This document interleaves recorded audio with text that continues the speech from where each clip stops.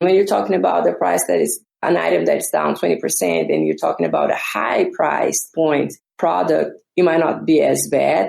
When you're talking about a lower price point product, which is where we are, right? Swimming goggles, snorkeling, none of our products are higher than $70. This is the E-Commerce Braintrust, a podcast about building momentum online for established consumer brands. Join our hosts and their expert guests for high-level conversations about e-commerce strategies, trends, and innovations. Access our Braintrust and boost your brand's e-commerce potential.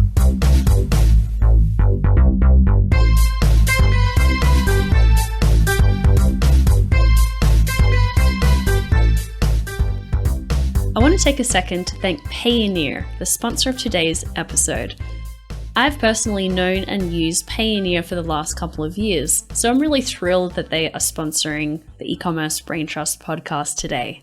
Payoneer, along with being a payments platform, also allows merchants to access working capital and invest back into their business. And they do this through a new program called Capital Advance, which was launched earlier this year. What Capital Advance is an alternative lending solution that plugs right into Amazon Seller Central. Payoneer has automated the lending process by integrating into a seller's account and pulling sales data history along with other metrics, which makes it easy for them to make a lending decision. There are many different sources of funding for growing Amazon sellers. Amazon has its own lending program. There are banks, there are other alternative lenders. But what I really like about Capital Advance is how data-driven the solution is and how it's really based on what a merchant needs at that time, based on their recent sales history and velocity. I actually did a full interview on this podcast with the CEO of Payoneer, Scott Gallant, back in episode 33 of season 2. So if you want to learn a little bit more about Capital Advance, you can go back and listen to that episode, or you can also go to paynr.co/bobsled. That's paynr.co/bobsled. By using that link, I don't get any direct benefit from it, but Payoneer will know that you learnt about them from this podcast. So hopefully they'll keep sponsoring the show. A big thank you to Payoneer. Well, welcome back to the E-Commerce Braintrust podcast. I'm your host, Kiri Masters, and I'm really happy to be joined today by Liliana Molina, who's the e-commerce manager at Aqua. Thank you for having me. It's a pleasure to be talking to you about what we've been doing here at Aqua on the e-commerce side, especially on marketplaces. Great. Yes, so many questions. We were just chatting before about the history of Aqua, which is an 80-year-old company. So we'd love to learn a little bit more about the evolution on that side. But maybe just to get started, tell us a little bit about your career history, because you've been in digital marketing for, seems like your whole career in various roles. So I wanted to hear about your career evolution and how you ultimately landed in e-commerce and Amazon. Yes.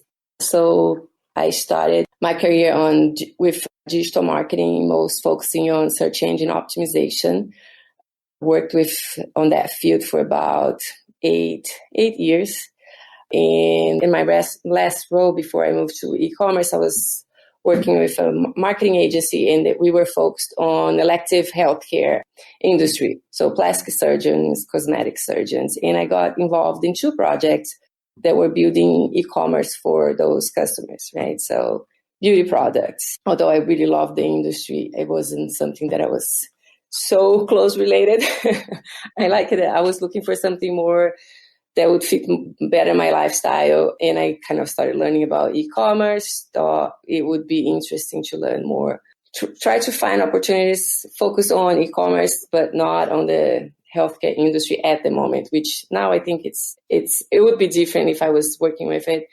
So I opened my own business as a consultant. So I was helping for mostly small business that were launching e-commerce platforms.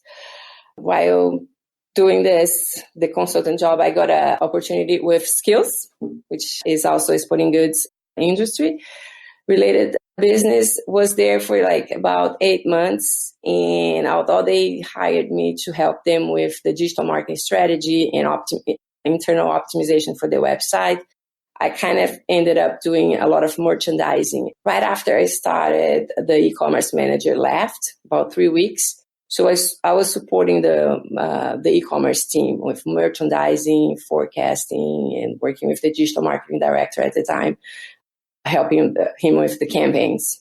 So that's where I kind of started getting more hands-on experience. Because of my background with search engine optimization, I was helping them set up the pages, A+ pages on Amazon, right?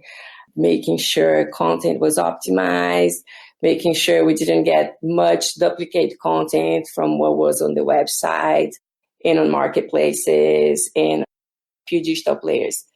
So I worked with them for like about 8 months. And right after finishing my contract with Skills, I found this opportunity here at Aqua. I had never done account management before. Was very open in my interview and explained it to them. Like I know a lot of search engine optimization. I know a lot of digital marketing. And that's how I think I can help you on the business is your brands have no visibility on Amazon. Everything is kind of all over the place. So they ended up hiring me because of my background in search engine optimization and digital marketing, right? The feedback was you can always learn account management, but your set of digital marketing skills is a little bit more like hard to train. And I had like about 9 years of experience in like optimizing websites. So that was how I got into Aqua and how I shift from pure digital marketing to e-commerce and marketplace. And so just to clarify for our listeners as well, when you say they were looking for someone to do account management, tell us what that means, account management with Amazon. They always had like the Amazon business grew a lot for like about 4 or 5 years. They had an account management that was handling Amazon, but Amazon, it was always handled as a normal account, right? Someone that they, like a store. Just like a store. And it's completely different. The account manager was handling Amazon before me quit, right? And the position was open for about like 6 months. So when I came on board and started working with them, it was like 6 months where the account was just like inactive. There was no marketing. There was no one cleaning up the ASINs and all that like day-to-day management for the Amazon account that you need to do, which is a lot different than an account management for any retail stores. It's just like more like you're running your own store or your own website, right? So the project that I started working with them was cleaning up all our products, assortment, just like putting all the ASINs together, kind of a nice product and merchandising strategy for our brand. Once we identified that, we started kind of building A+ pages, adding more pictures, and that's what I mean about like the account management. Less the forecasts and demand planning and more on the kind of generating sell-through, right? How can we increase Amazon sell-through to increase our business selling with them? Yeah, it's pretty interesting coming because Aqua is a company that's been around for 80 years. You were telling me traditionally sells to stores and has a lot of independent stores in its network. And so, yeah, like you said, the Amazon account is so different. You've got to be monitoring chargebacks and disputing those. You've got to be negotiating your annual terms. You've got to be cleaning up ASINs that have dropped off. And it's so completely different for a traditional branded manufacturer to wrap their head around how how this whole machine works. Yes. And also you have another challenge that especially companies like Aqua, who are traditionally focused on B2B, and now we're learning that we have to start also focusing on B2C, right?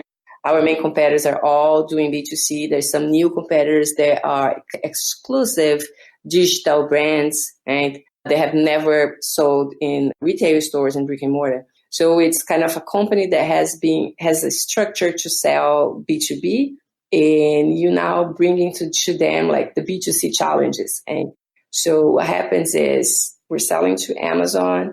Everybody else is selling to Amazon. All the small accounts that we have, the specialty accounts that we call them, like small bike shops, swim shops, also sell on Amazon. Okay?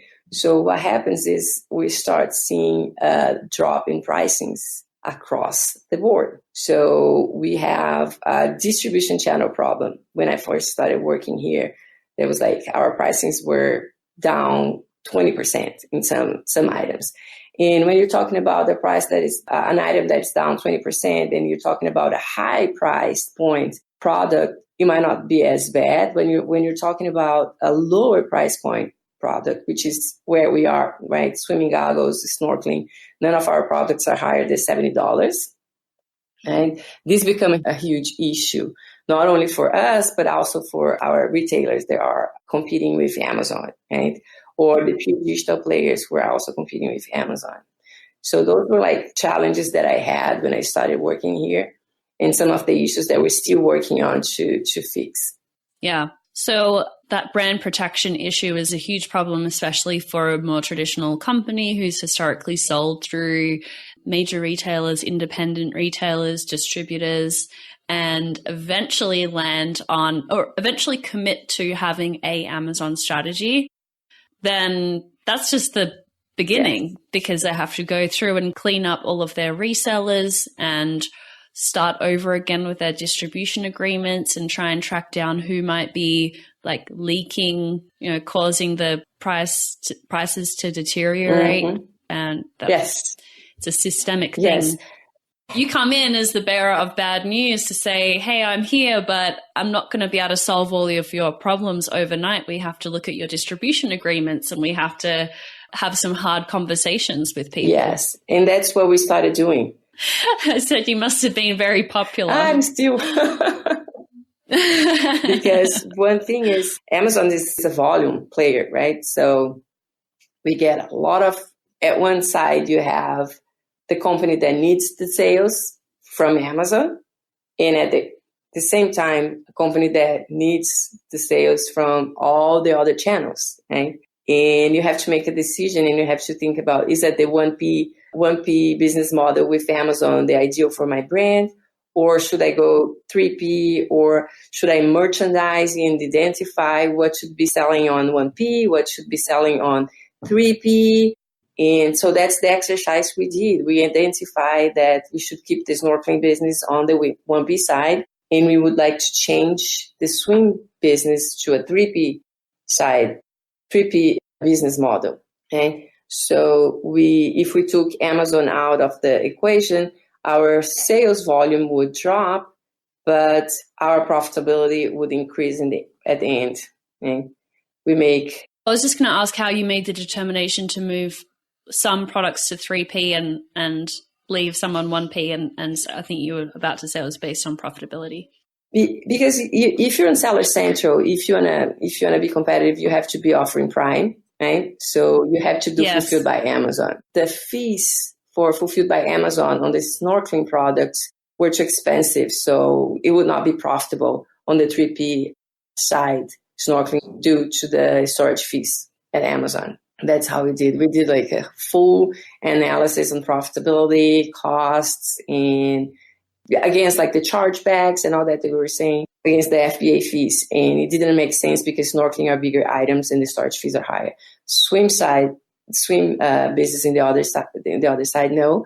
It was a lot more profitable if we moved to a 3P solution. We first started experimenting with Seller Central, but we didn't have the head count in-house to manage the Seller Central account.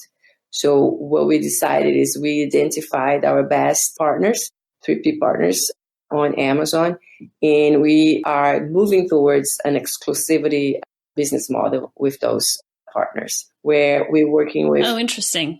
Yeah, we're working with a law firm which is specialized in marketplaces and e-commerce, and they're helping us through cleaning up and removing all the unauthorized sellers, and we're going to keep 2 or 3 sellers. So I've heard of this strategy before being used, and I think it's a really smart idea, because if you allow a couple of authorized sellers who might be, strategic relationships on the brick and mortar side, for example, or partners that you've had for a long time, or they you trust them to keep pricing in place and things like that, then you allow them to sell perhaps with some rules around MAP and what they're allowed to sell things for. And then that means that you don't have to necessarily directly be involved with the operational side of shipping merchandise and having it at the FBA warehouse and things like that. So you kind of outsource the operational aspect to these other resellers. Yes, exactly. And for us, as we go through operational changes as well, from B2B to B2C, the operational side of Seller Central was a little complicated for us. Right? So we tried, we did about 6 to 7 months. It would be an ideal model for us, but we don't have the headcount and we need to make a lot of operational changes before we can start a kind of direct to consumer business model. And so although the other sellers are going to be able to have inventory and sell it under that arrangement, are you also going to control the content of the product listings? Yes, so that's why we have to be very strategic on the partners that we choose, because as we take our products off Vendor Central and off Seller Central, we don't have the ability to edit the content anymore, right? You need to actually be selling the product to edit or change the content. So we chose those partners that we have a really good relationship, and we know they focus on marketing as well. So we were providing them the assets, providing them with content, providing them with all the information and all the assets that they need, and they will be doing the changes on their end. This is something we should talk a little bit more about, because it is possible as the brand to own the content of your product listings and not allow anyone else to change it, even if you don't have inventory available. I've been trying to get that done through brand registry. Brand registry? Yeah. But my ability to actually add that content, manually edit that content, is limited if I don't have the ASINs listed on Vendor Central. That's interesting. You can chat a bit more offline about. That's definitely, if you have suggestions, I'm super open to it, because this is one of my biggest challenges moving forward. It took us like almost a year and a half, but we did improve a lot of our organic rankings for most of our top search keywords on Amazon. And to lose all that work is just something that we're not willing to do or can afford to. Okay, so looking out, since you've had a decent career in SEO and then e-commerce, I wanted to ask about what e-commerce trends you're watching closely, either marketplaces or, Instagram checkout. I keep bringing this up as an example. It's kind of old now, but more social selling. What are you looking at in terms of trends that could become bigger in the future for your brand? I think Amazon is investing on their influencer program. So this is something that I've been watching. I don't know if you ever seen their celebrity stores. Yes. So sponsored their athletes or famous actors or actresses that are endorsing. Most of them actually have their own brand and they're promoting their own brand. So I think this is a very strong move from Amazon, right? So if you're on Instagram and you see like their ads inviting you to become part of their influencers program, you have a code, thing like that. So this is something that I'm watching to see how much they're going to invest.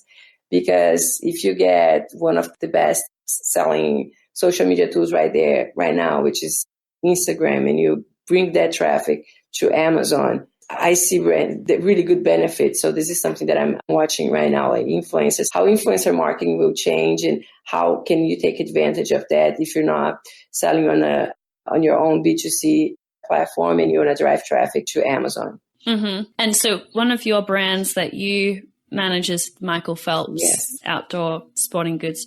And so does he have a influencer storefront? We are working on one, yes. We're working on getting one for him. Yeah. We're making some changes for our marketing strategy for Michael Phelps, especially with the 2020 Olympics coming up. So yes, we're going to launch one early to Q1 2020. That's a great idea. Yeah. I like that. Anything else that you're interested in following from an e-commerce trend standpoint? A few other marketplaces. Right now, my focus is Amazon. So in the marketplaces, so kind of interesting seeing how Target will play on this in the industry and how Walmart is doing as well. So those are like my main focuses right now, and how they're not even close to Amazon, but they still have like a part of the marketplace business. I agree with you. Those seem to be the only two marketplaces that could realistically give Amazon a run for its money. I don't know if they could, but they have a chance to take at least a little bit of the sales, right? They have a chance. I think I think for right now, that I think Amazon Walmart was 8% or something. I think the studies that I saw, like, responsible for 8% of the whole e-commerce business in sales in 2018, right? Where Amazon had 52 or 53. So right. They're going to have to do a lot of work to get there, but it's still, they have like, I think this loyal customers that shop at Walmart, right? And they will go back to Walmart. Yeah, I've seen a few people commenting how Walmart being the challenger to Amazon is the ultimate irony, given their place in history as the dominant Goliath in all things retail. I think like with Amazon now offering one-day shipping, it's going to be even more complicated for Target and Walmart to bid with what they have with Prime, right? Yes, that is a huge moat that Amazon has around their business model, is all the infrastructure that they've built for fulfillment. Yeah. But I will say, like, the ace that Walmart has up their sleeves is their store network. Yeah. Amazon doesn't have that. And the ace that Target has up their sleeve is a huge amount of consumer trust. So with their marketplace, because it's invite only, they're only bringing brands on that people recognize and can have trust in, as opposed to on Amazon, where it's kind of an open playing field and anyone could sell anything there. And so it's started to develop a bit of a reputation over the last few years as sometimes being, having some shady products or shady sellers on there. Yeah. So I think if both Walmart and Target really try and play to their strengths, then they could carve out a good portion of business that's different to Amazon's value proposition. Yeah, and I think if they support the brands a little bit more than Amazon does, we might see a trend where brands won't be selling on Amazon and try to not have their products there. But at the same time, can you afford not to be on Amazon, right? Exactly. Yes. But for us, like, it's funny that you mentioned, like, the Amazon has this reputation, and especially for us, white label brands are our main competitors on Amazon right now. Right? So where you go to Target or Walmart, and you have like shelf space, and you're competing with 4 or 5 brands. We're now competing with like 200, 250. Yeah, if you go to Amazon and you search for swim goggles, for an example, and you get the first page, will probably the 10 first results is the exactly same product with different brands. Right? Yes, totally. It's frustrating as a customer. But that's where I think brands are helpful, because if I'm shopping for goggles, even if I can return them or, they're not too expensive, it's still a hassle to buy something and then for it to break or just be, unreliable. So then I am looking for, as a consumer, I am looking for a brand that I recognize. Quality, right? So I think, yeah, exactly. Yeah. So if I see Michael Phelps, branded goggles on that page, even if they're more expensive, then that tells me something about their reliability or some other marker of a brand. But then there comes the challenge, the whole SEO and the A9, which is like Amazon search algorithm, right? So sales volume is one of the ranking criteria. Yeah. And then like you have like pricing, and then you have reviews, and most of those brands we know they'll have like 9,000, 10,000 reviews.